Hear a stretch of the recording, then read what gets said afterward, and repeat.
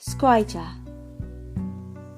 Upon the wild cliff tops of the Cornish shores, there stands an old witch known only by the sound she makes. The locals call her Skrija, for her yell is so shrill it is all they can stand to know about her. But she wails for a reason.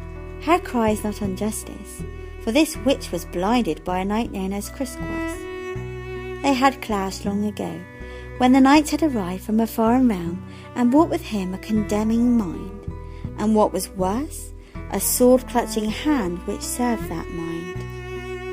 Skrija had been tending to her town, caring for their needs when Christmas arrived, preaching of sin and evil and how every man and woman was broken. This scared the people, for they did not want to be broken. They pleaded with Christmas, called for him to help, and he offered them a way out.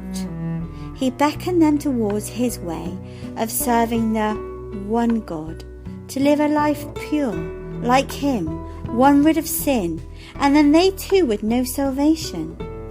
The townspeople met and decided to follow the way of the knight, and so they tore down their old idols, cast away their freedoms, and began to follow in the service of the one God. All but Skrija, that was.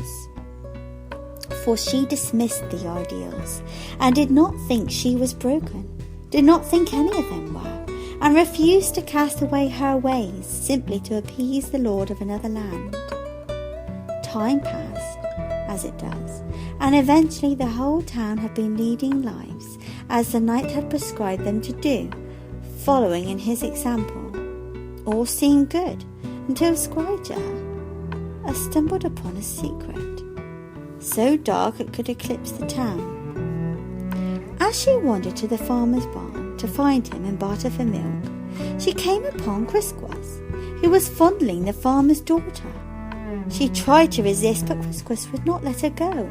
She wrestled free and fled from the scene, which led the knight to spot the witch watching him. Anger fueled his actions, and he drew his blade, piercing it into the witch's left eye and plucking it out. She fell to her knees, cradling her wound, resting in a pool of her own blood. In retaliation, she grabbed his shield and began to bash him around the head with it, whacking him, pelting him, screaming out as she did so.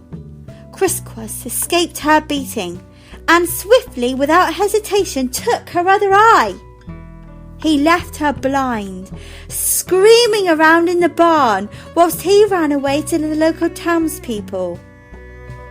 He damned her, saying she was spinning lies and casting curses upon the cattle. The townspeople, afraid, turned their backs on her. Skrija dragged herself to the nearby cliffs, where she lay down to die, her spirit enraged, haunted, screaming, reminding endlessly